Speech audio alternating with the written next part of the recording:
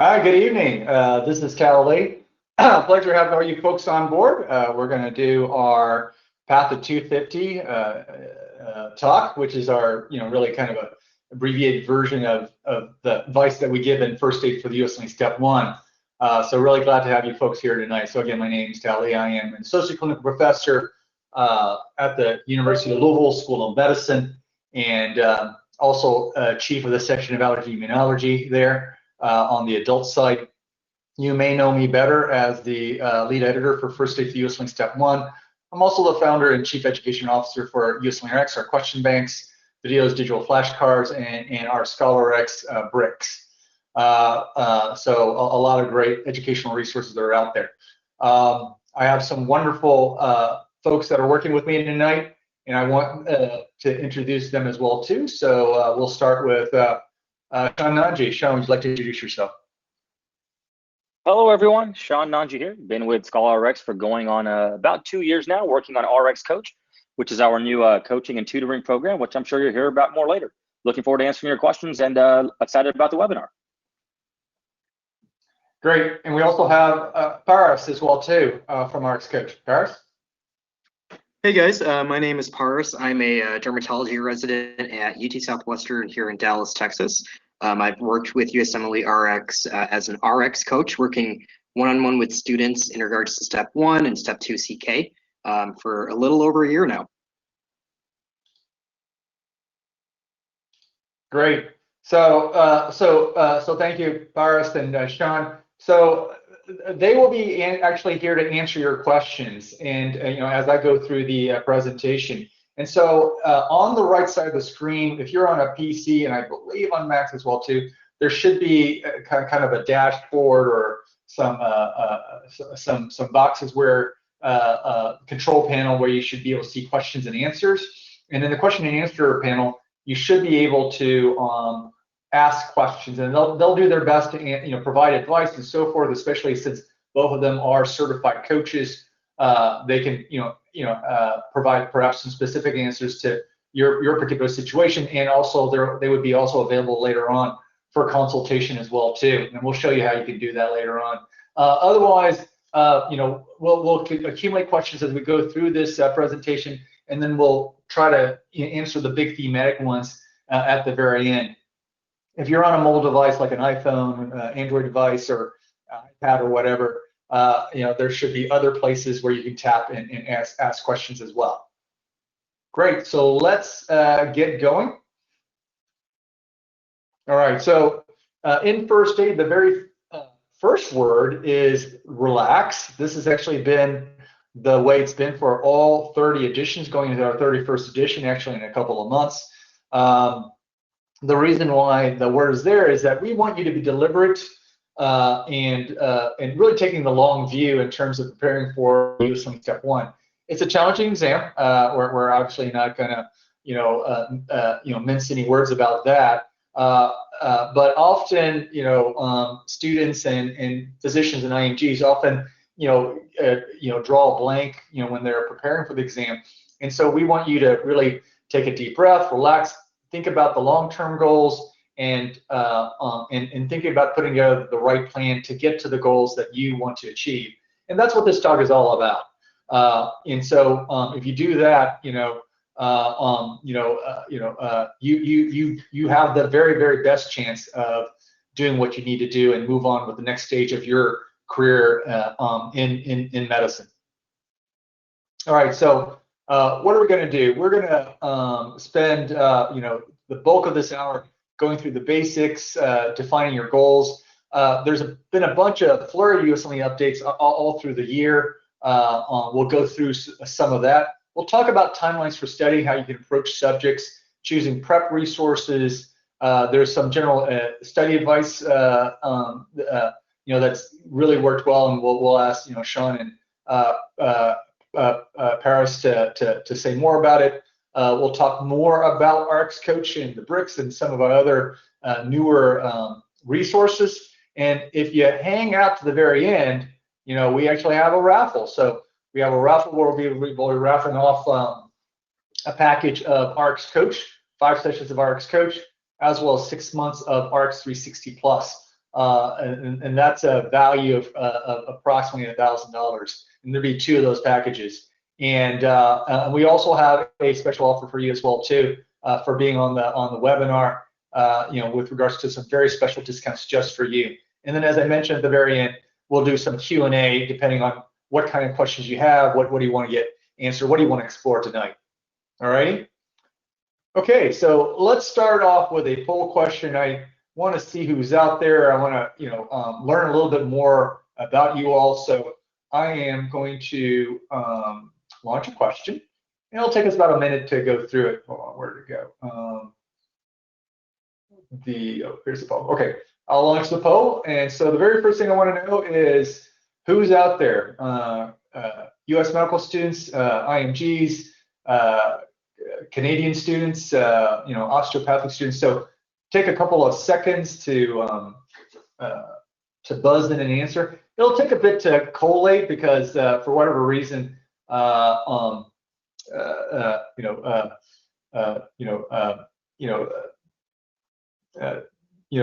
responses come in a little slow. But we'll keep it open for about a good 20 seconds or more. It looks like about more than half of you voted. 2/3 have voted. I'll wait a little bit more. I'd like to see if we can get 75%.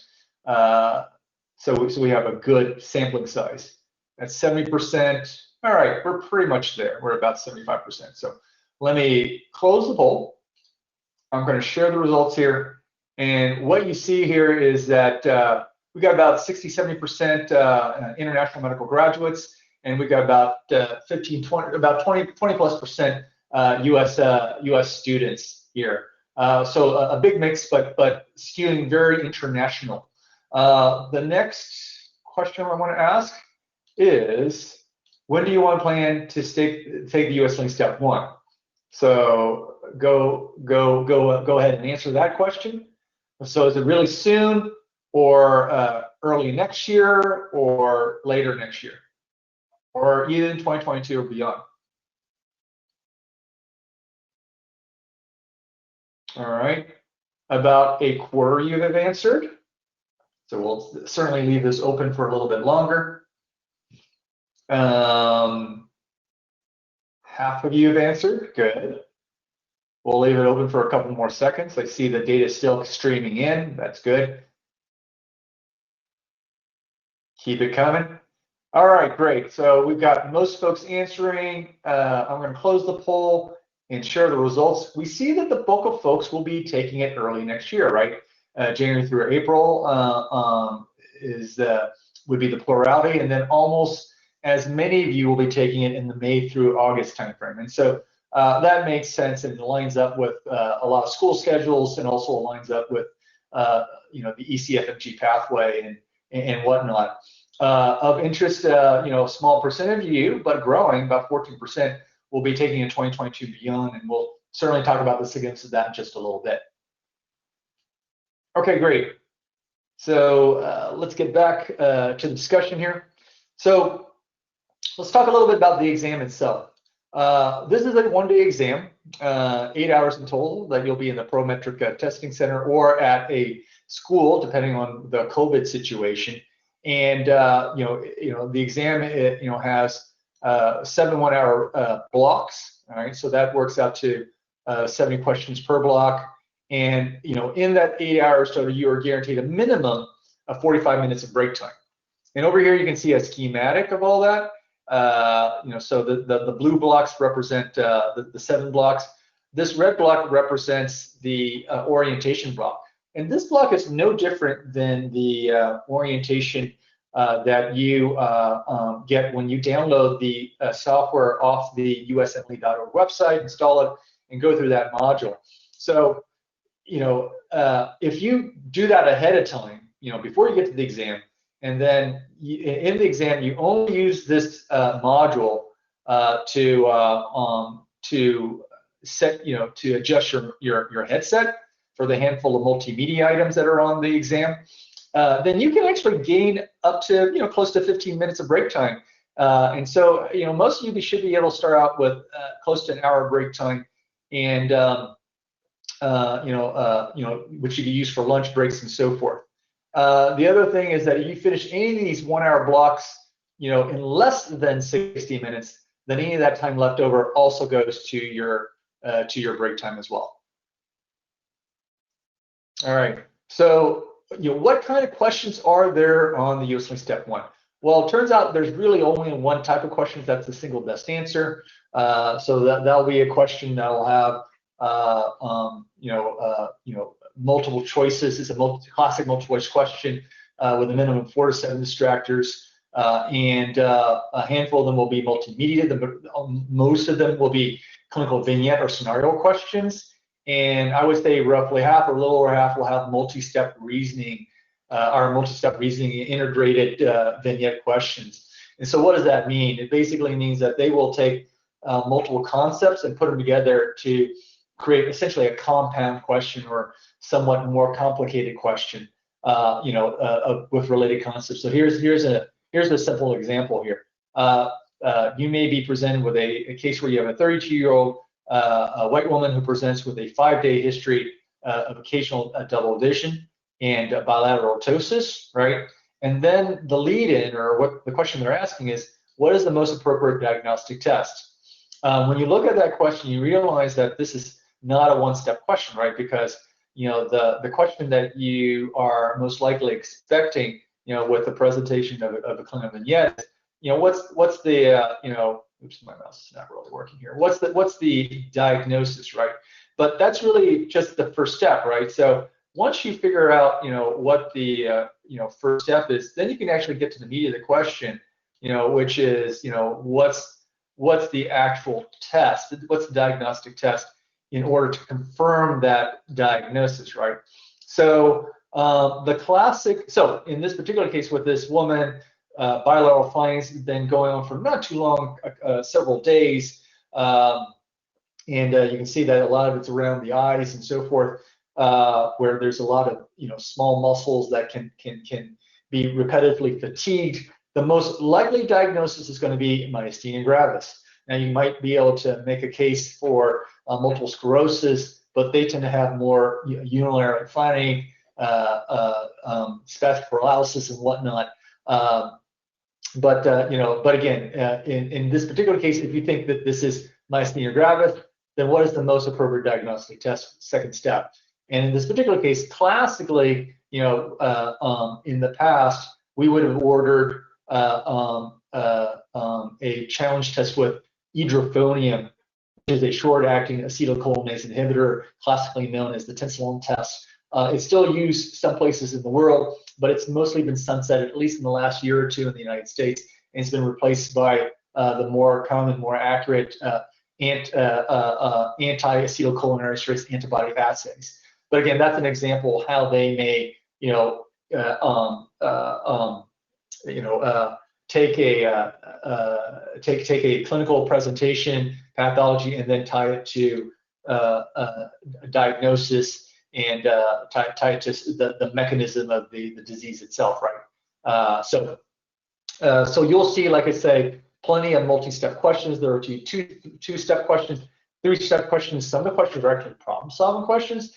They'll give you some data, and then you actually have to solve it. So it's not going to be, most of the questions are not going to be rote memorization. Hey, what's the, what are the pyrimidines or things like that.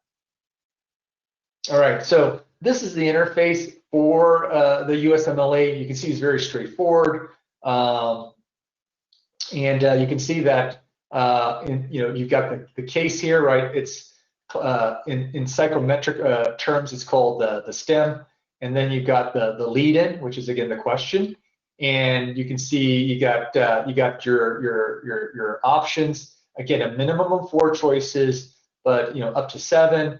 And about 15 to 20% of the time, you're going to have some visual image. It could be histology, gross path, some diagnostic image. It could also be a line diagram, like a flow volume curve or something like that. You got your navigation across the top and down the side. You got that all-important timer, including the day timer as well too here. And then you can lock the exam if you need to go for a bio break or something like that. But keep in mind that the timer is still running, and then finally you can exit. Now, when you are in the exam, you can go back, navigate back to any of these questions to change your responses. But once you exit in the block and exit this block, then you cannot go back into that block. So just keep that in mind. And again, anytime that's left over in the block timer goes, goes into your break time, because you're still going to have, the full 8 hours, of which 7 hours are only for the exam. All right, so let's talk about scoring and passing rates. So this has remained stable for several years. Passing is 194 on the 3-digit scale. The theoretical upper limit is 300. The theoretical low limit is, we don't know, but we think it's roughly about 100. The mean is has been bouncing around 229, 230 for the last couple of years. It has been inching up, but it's kind of plateaued a little bit. Standard deviations around 20. And in terms of passing rate, for allopathic and osteopathic students, that's about 22% of the folks that are on the call tonight. You're going to essentially pass on the first try,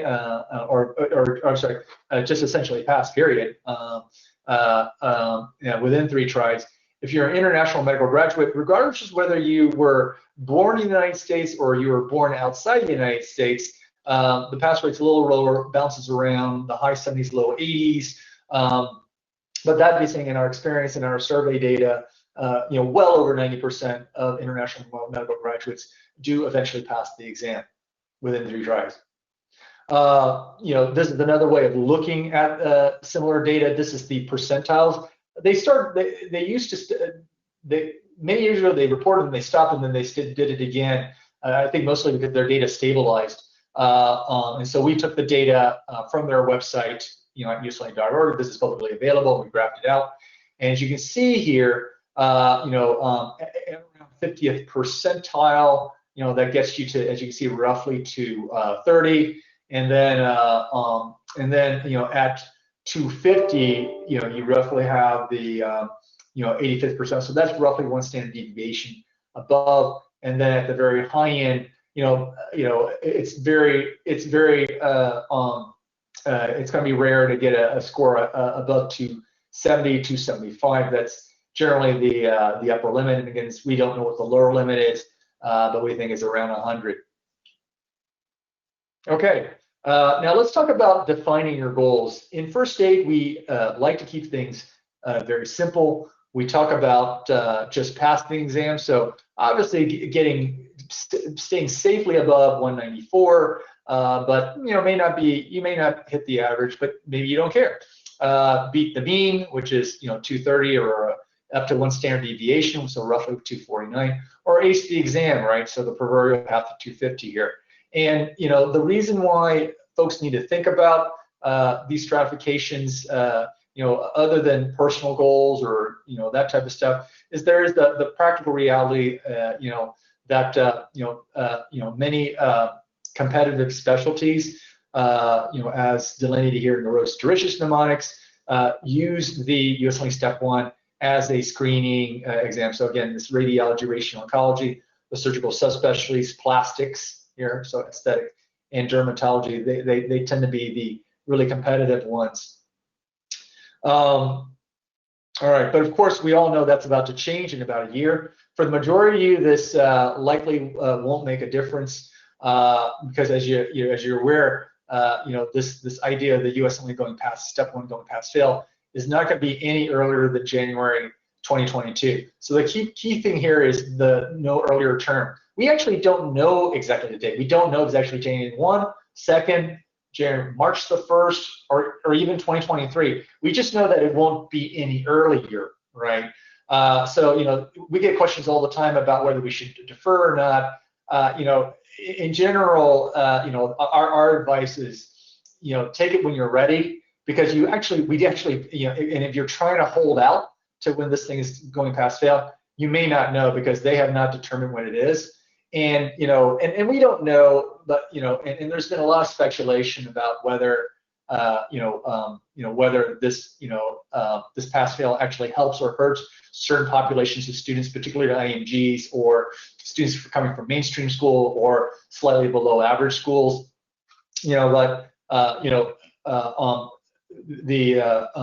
it certainly is, gives you more opportunities to,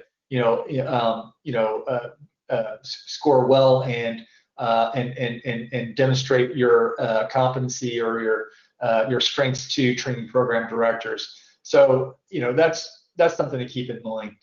We get questions all the time about how will your score be reported after 2022. The bottom line is that if you took the exam and it was still reporting the 3-digit numeric score at the time, it will still continue to report that on your USMLE transcript. So nothing about that changes. The other thing, obviously, that many people are aware is this Step 2 CS exam has been suspended. About COVID, I won't say much more than that, since this talk is more about Step 1. But for you IMGs, you're probably already aware about this out there. The other thing that everybody needs to be aware of is that there is going to be some changes to the USMLE Step 1 with regards to content distribution, and that may have already taken effect. And we'll certainly, keep an eye on the student feedback in the coming days to weeks, because particularly what we're expecting to see is an increase in patient communication, doctor-patient interactions. I'll talk a little bit about that later.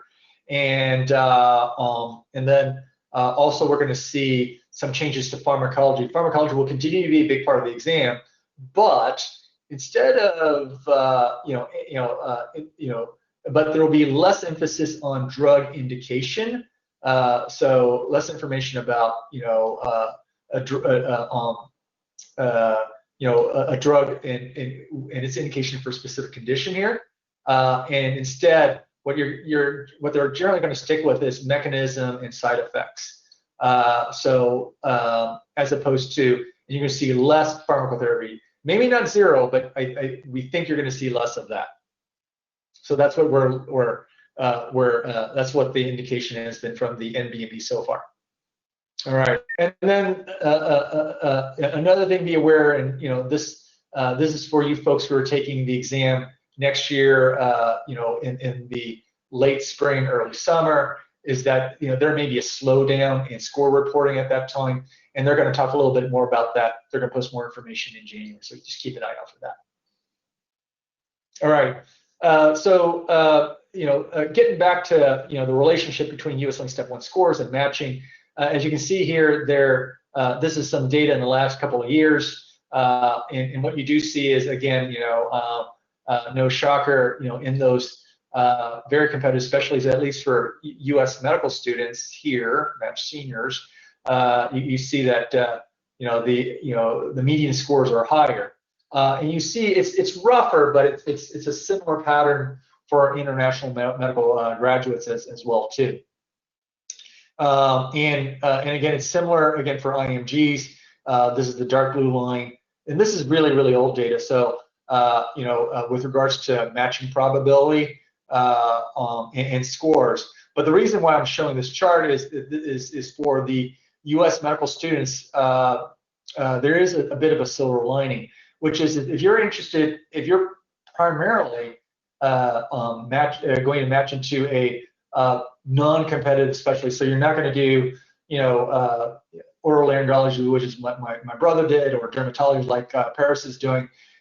Even if you do very poorly on the USMLE, your probability is still pretty high of matching into a desired specialty, as long as it's something like internal medicine, which is what I did, or pediatrics, which my wife did.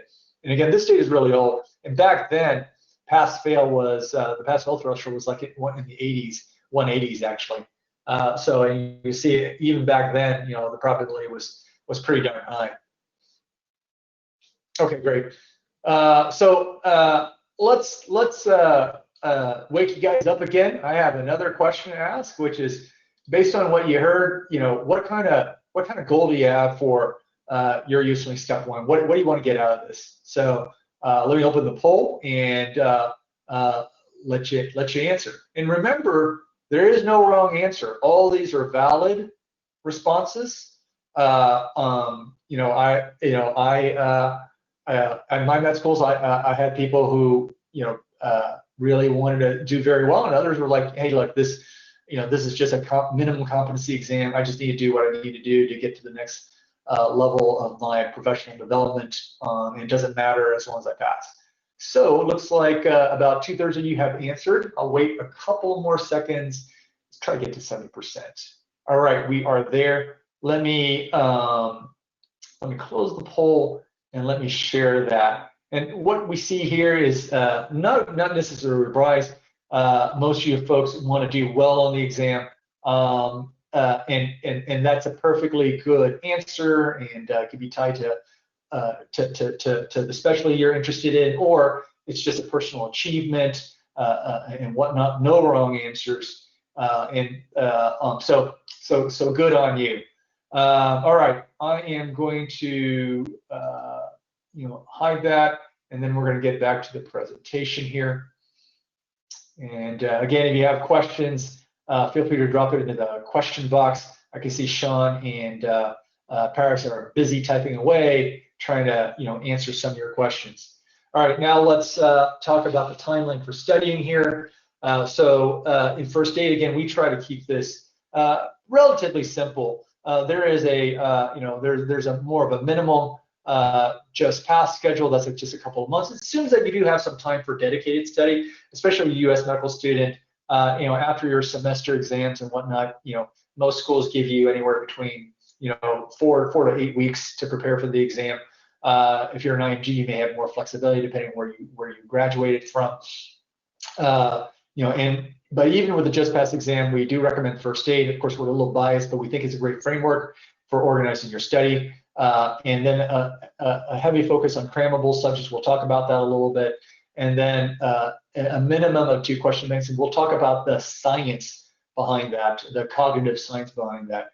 Now, for many of you, you might be looking at a more extensive schedule. And gunner may not be the right term. But again, for some of you folks, maybe you do need to score higher, or maybe you've had challenges with standardized exams, and so you need to make a bigger investment in preparation. Now, even though you realize that, of course, the exam is testing you on things that you have studied before. So, in addition to the above, approach, you're going to be obviously broadening it, and you're probably going to be doing more than 2 question banks. And again, we'll talk about the science behind that. All right, so in terms of choosing and selecting study strategies, a couple of things to keep in mind. You have your own learning preferences and the way you learn. Now, we'll talk about how you might modify that based on learning science, but you have your own familiarity, your own group. Second, you need to factor in the structure and characteristics of the subject. Certain subjects lend themselves to certain approaches. For example, microbiology, pharmacology, because there's a lot of repetitive concepts like pharmacodynamics of a drug, pharmacokinetics, side effects, and whatnot. Then it's potentially easier to use flashcards or put it in a table. Same thing with bugs. Physiology is more about really relationships and relationships that are with endocrine physiology may not be the same as reproductive physiology, for example. So you may have to map out those relationships. You need to think about the strengths and weaknesses of your curriculum. At some schools, they may not be as comprehensive or as well aligned with the USMLE. It may be perfectly fine curriculum, but they may not cover certain things, and so you may have to supplement that with additional prep. And then certainly the amount of time that you dedicate to a particular system. You'll be able to engage in a wider variety of techniques for your pathology for your pathology study, which obviously is going to be a big chunk of your study versus something like, say, neuroanatomy, which is going to be much more discrete, and you're going to be doing spending less dedicated time in those areas or integrating with something else. So just keep that in mind. Now, what we're going to do is in the next 5 to 10 minutes, and is go over what are the high yield areas in all the major disciplines. A couple of things to keep in mind. One is if you go to a school that's organ disciplined or that has an integrated curriculum, most of this will still apply. Of course, for coronary anatomy, GI anatomy, and so forth. The other thing, is that there are going to be a couple of recurring themes that you see as we go through these disciplines. One is that even though they're calling this a basic science exam, as I mentioned earlier, 85% to 90% of the question scenarios actually have a clinical component to it. So, a lot of these concepts are being nested in a clinical scenario. So it has, therefore, clinical relevance, right? So you're not going to see as much really, or you shouldn't see as much esoteric stuff that doesn't have clinical applicability, right? And then the other thing is that, as I said earlier, especially in multi-step questions, you're going to see where, they will force integrations or, prefer integrations across all these disciplines. So the pathology needs to connect to the pharmacology. The mechanism of disease may need to connect to the cellular biology and molecular and genetics and so forth. So keep that in mind and be ready to kind of connect all these concepts together. And that's how you win out on the boards. All right. So I'm sorry. So with that, let's talk a little bit about anatomy. So it's obviously gross anatomy tends to be low yield, but the anatomy that does tend to get tested is, again, stuff that has some sort of clinical relevance, right? Landmarks, anatomy, tied to traumatic injuries, right? So if you have a patient that comes to your emergency room with a fracture of the humerus, a spiral fracture of the humerus, they may ask about the motor and sensory deficit in the hand, and then you need to think about, hey, what's that nerve that runs through the humeral groove? And is that severed or injured? What does that lead to? Mentioned that there's going to be some certain areas within anatomy that are high yield, mostly because of the clinical applications. You're not going to see cadaver anatomy most likely, but you will see clinically applicable anatomy on clinical image like X-rays, CTs, MRIs, to be able to identify the major structures in normal and abnormal states. There and ditto with electron micrographs and histology and histopathology. All right, biochemistry is one of the crammable areas, and again, it's crammable because there's these recurring concepts, and that's particularly true with metabolism, metabolic pathways, and again, think about the ones that are clinically applicable, where there are some genetic errors or metabolic errors or issues that cause disease, right? And then, so that's the pathobiochemistry, and then really on the benchtop science side, and also the diagnostic medicine side, think about all those studies, right? So, and the types of information that they glean from the human condition at a molecular, cellular, or human level, right? So, RT-PCR, flow cytometry, ELISAs, what do those techniques do? What information they gather, and how can they be applied, right? Because that's exactly what you might see on the USMLE Step 1. Microbiology is also crammable because, again, the recurring concepts that show up with bugs, such as how they are, how they're distinguished from each other by their cell walls, do they have villi or not, how they're diagnosed in the lab, where they go, how they get there, vectors, reservoir, that type of stuff. But key thing is don't just focus on bacteriology. There's the virology, immunology, and everything else. With immune response, you need to know what happens in normal and abnormal states, and how vaccines, for example, manipulate that response. And as we all, unfortunately in these times, this is being put into stark relief with the pandemic and the dire need for some safe, effective vaccines to come out really soon to get us out of this real situation. Tough situation. Immunodeficiency can occasionally pop up on the exam. They're easy for people to do vignette questions on because there's a lot of clear mechanisms for what causes these immunodeficiency conditions, even though they're super rare. All right, pathology is one of those really big topics. You can't cram for this, you need to really have a true understanding if you want to, even get to the average, much less do above average. The good news is that with rarer conditions, they'll tend to stick to the basic presentation in a clinical scenario. Now, it's, think about it, when they do it, it's not going to show up in the description in raw bits, but it's going to have, a clinical case. So you need to be able to interpret the presentation, from that perspective. For common situations like diabetes, coronary vascular disease, asthma, and stuff like that, they will potentially show you some variations. So, for example, a kid coming in with cough, especially who's been out there playing, may not just have some sort of virus or just got some dust in his face, but he or she could have cough variant asthma, where the only symptom on presentation is a cough. With regards to the patient itself, they may provide, they'll often provide, obviously, age and sex, and sometimes ethnic, information, and and what they may be doing.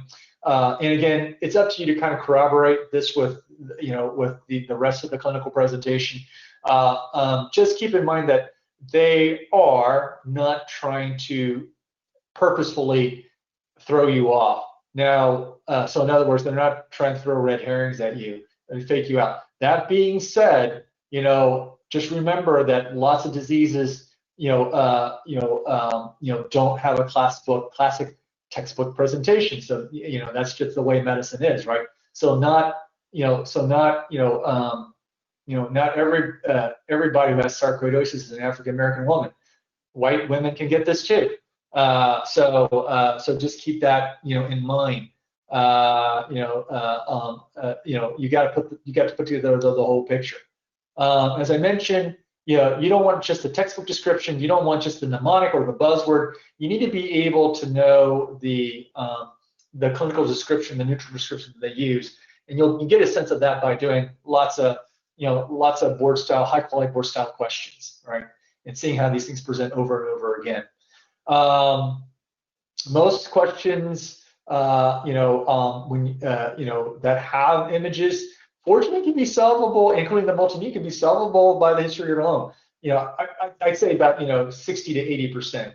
Certainly the majority of them, from the experience that we've gotten and what our first aid authors, have told us.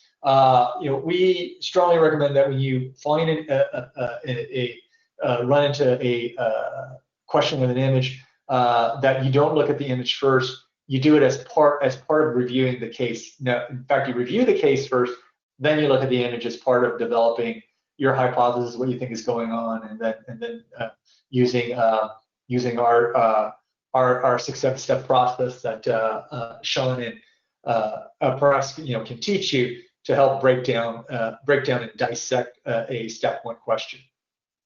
All right. Pharmacology is, again, one of those crammable subjects, again, in addition to micro and biochem. And again, because the recurrent areas of testing will be mechanism and toxicity, the major areas are covered in first aid, but include ANS-CNS, antimicrobial, hem-onc drugs, cardiovascular. And again, if you want to just do fine, then stick with the major prototypical core drugs and the major variants. If you want to do better, then you need to really understand the differences of the more minor variants, including the molecular structure, side chains, the pharmacokinetic dynamics, that type of stuff. You'll never ever be asked trade names and dosages. All right. And again, because it is tied a little bit more to management and or manipulation of the at a cellular or molecular level, then you're going to have to tie it in with other things like biochemistry, path, and so forth. Physio, as I mentioned, very concept related, and so as I mentioned, diagrams Mymeds tend to help you break down those various relationships, and that's why you're going to see it, with case vignettes often and tied to pathophysiology. Psychiatry, right, includes includes kind of an ill-defined, in terms of what the classic things that you see in med school and undergrad with regards to psychology, sociology, psychopharmacology. Mood disorders, we all think about mood disorders like depression and so forth, but also think about these other areas like personality disorders, psychosomatic, and so forth. And we touch on all at them at a high level in first aid. All right, public health. This is where I mentioned there are some changes. Biostats, epi, ethics tend to be the classics. We're going to see some more of this in the step 2. It's unclear how much ethics and healthcare delivery and patient safety may decrease, if any, in the step 1. So hang on there. Biostats and epi is always very high yield. And again, there's going to be a significant increase in doctor-patient interaction questions or patient communication questions, starting right around now. And as I should mention, back in pharmacology, as I mentioned, most of the focus there again is going to be on mechanisms and adverse events driven by mechanism, and less on therapeutics. You're going to see less of that. More of that's going to move to step 2, CK. All right. So that was a whirlwind tour through all that, and and I should mention, don't worry, if you didn't catch all that, I'll show you where to get a copy of this talk that has all these details, plus a more recent version of my talk you can watch over and over again.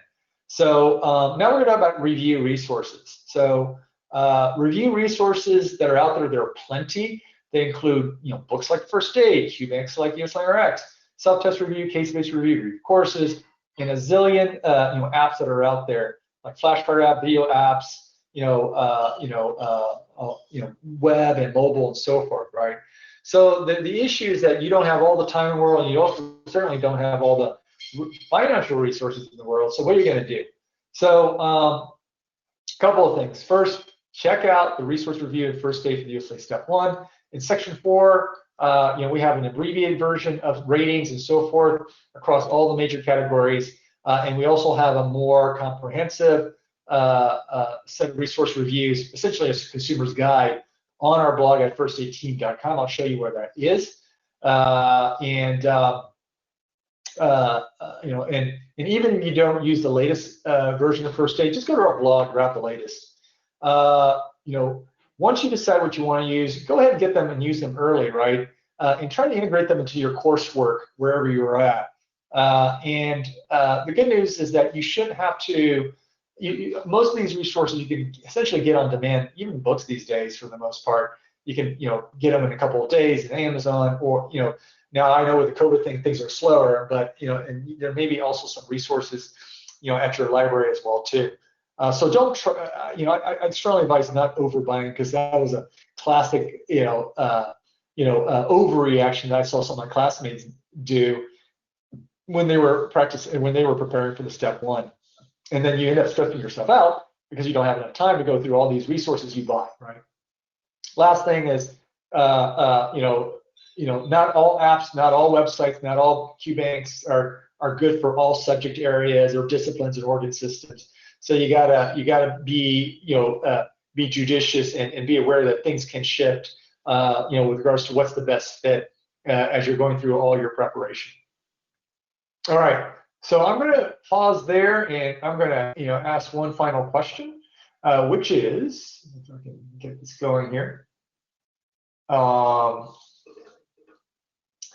What resources are you going to use to prepare for the USMLE Step 1? It could be none of the above or all of the above.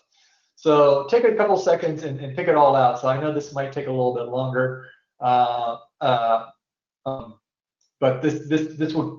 this will give a good sense of what everybody's looking at, and can be happy to share this with the entire group once you guys spend a good 15-20 seconds giving your responses. So I think we got about 25%. We'll keep it going for another 10-15 seconds.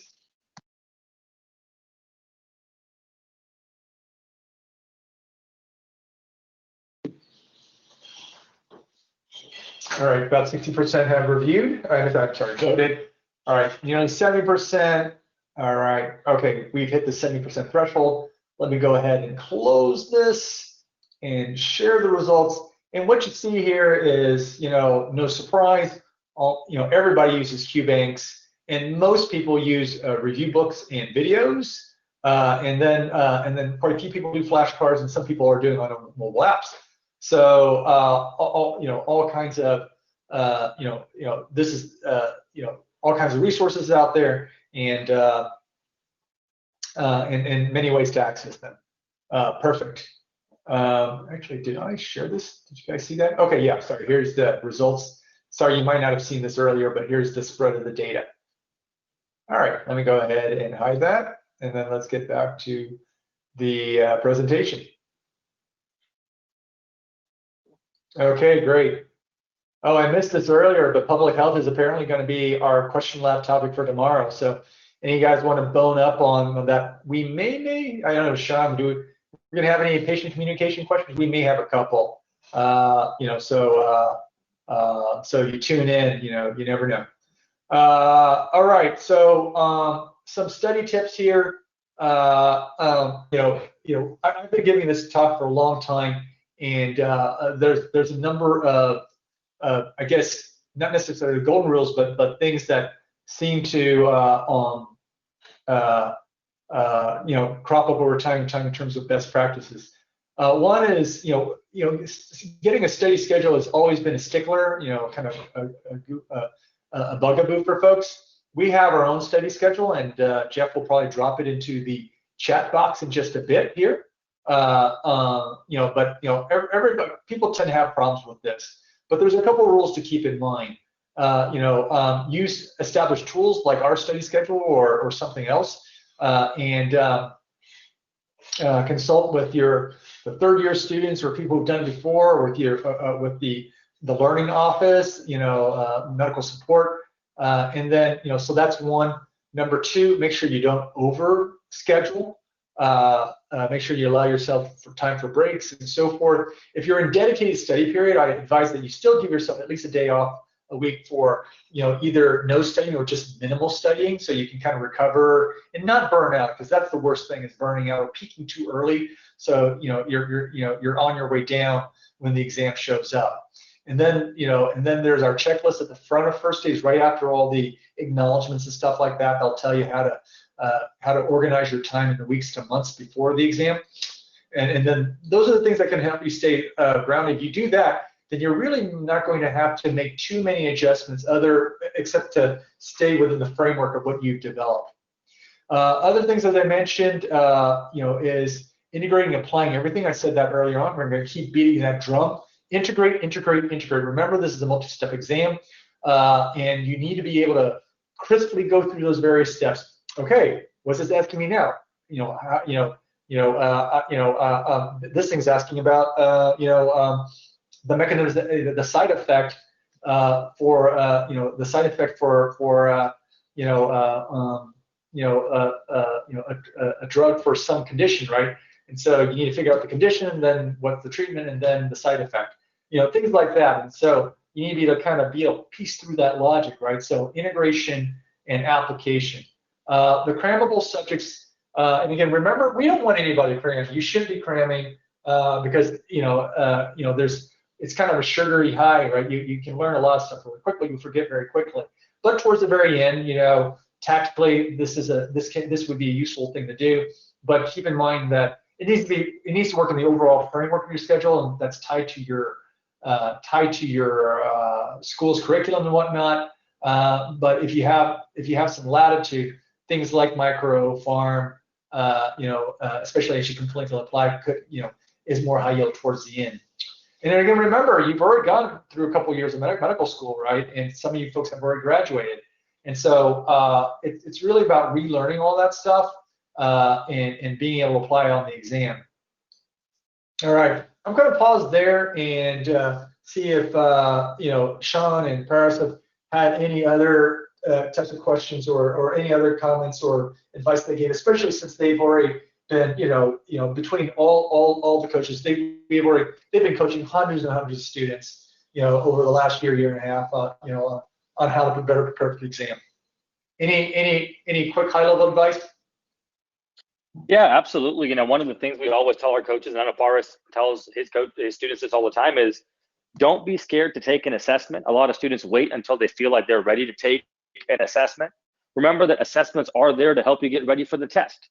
So don't feel like you have to be ready to take an assessment. Remember, the assessment is there to help you get ready for the test. So make sure you take one so you can use that to gauge your strengths and weaknesses and study efficiently and effectively based on what you see there. Fantastic. Anything else? Yeah, I guess I would also say, I think a lot of students and some of the questions that have been asked are, how many times do I need to do this? How many passes through do I need to do with this? How many questions should I complete? And I think a better way of looking at it is how much are you learning from the material you're going through? And I think looking at it in terms of comprehension rather than a checkbox is something that can get you to the score you want to get to. And don't be afraid to ask others for help as well, whether it's friends, colleagues, etc. There are a lot of people out there who are willing to help you. Yeah, and in a couple of minutes, I'll tell you exactly about how you can judge your comprehension or your mastery of those high yield of all those concepts. So you know when you're ready and with regards to your level of preparation.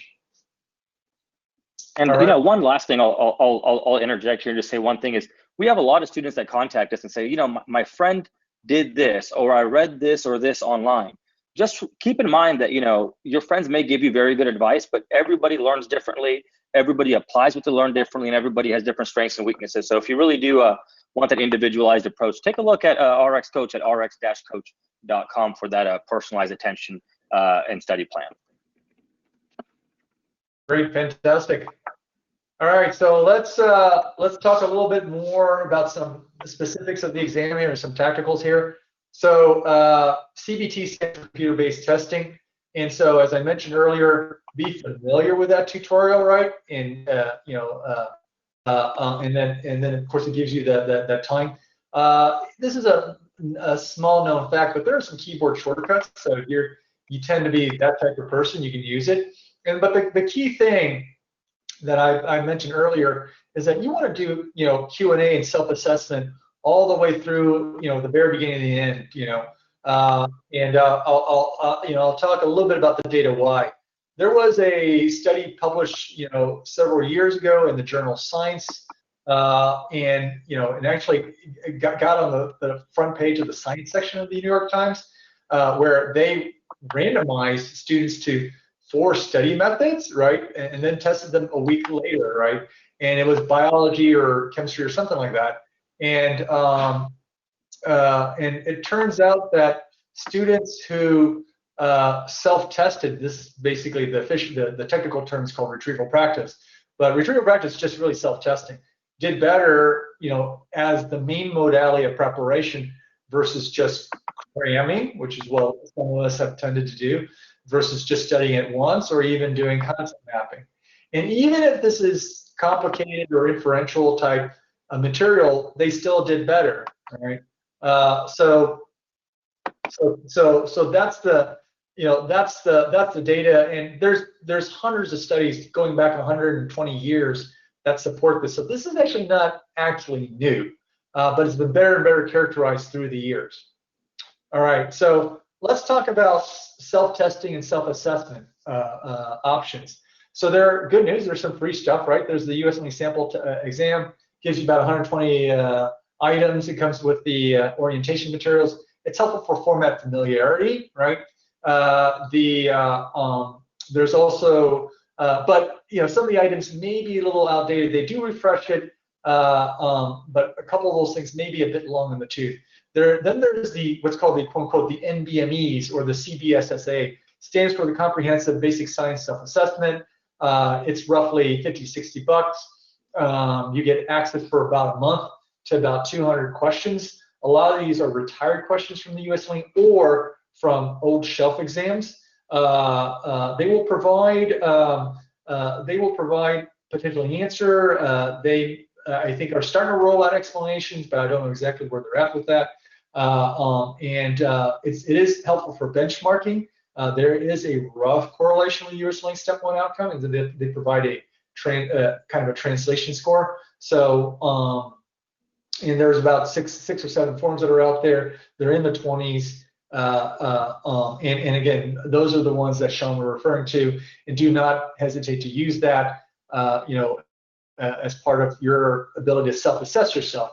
And if your histogram shows that you're all in the green zone for all these things, then you're in pretty good shape. And then finally, there's obviously the Q banks like USMLE-Rx and UWorld and stuff like that, right?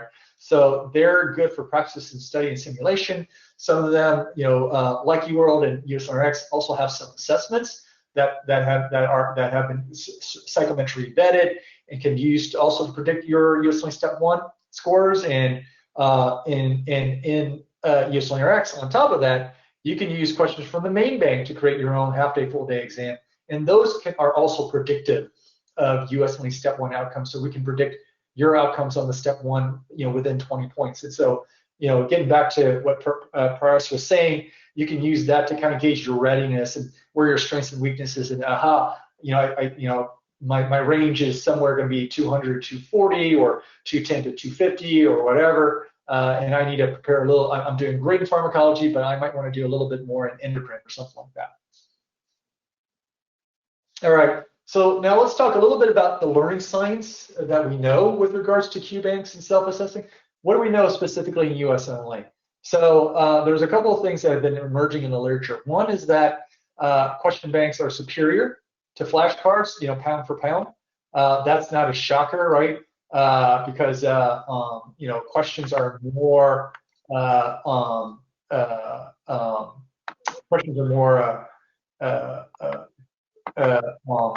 sorry, I'm going to mute a microphone here. Questions are more realistic and represent what's on the exam versus a flashcard, right? But flashcards are still helpful. They're just not as helpful. Number two, how many questions do you need to do, versus whatever outcome you want, right? If you did an Nbmes and you're getting at a, and the thing's kind of coming out, you're kind of hitting at the 220 level or whatever. Let's say you need to do a point, roughly doing 300 or 450 MCQs will get you an extra point, okay? So for example, in our question bank, what we've shown from the research that we've done is that the ratio is even lower. The 260 questions in RX will get you an additional point on the Step 1, controlling for GPA and MCAT. So in other words, if you do our entire question bank, you should get about 10 additional points on the boards. And again, that's controlling for other confounders. A lot of the other studies that you're going to look at do not control for those confounders. And then the third question is, how many questions do you do for the best performance?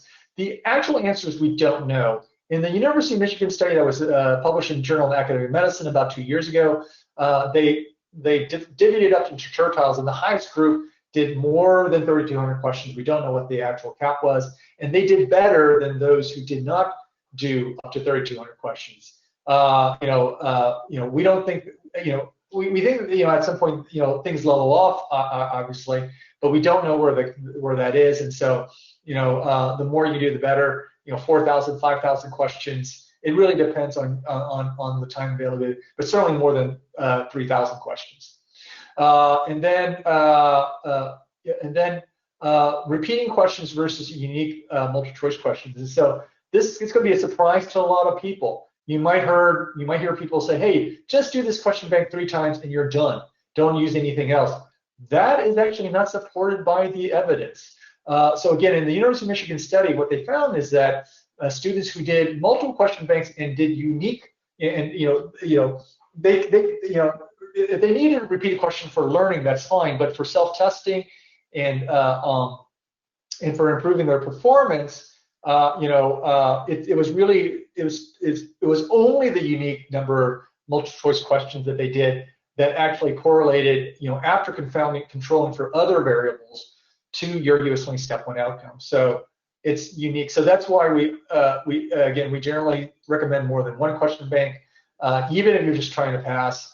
And if you want to do very well, you might consider 3 question banks.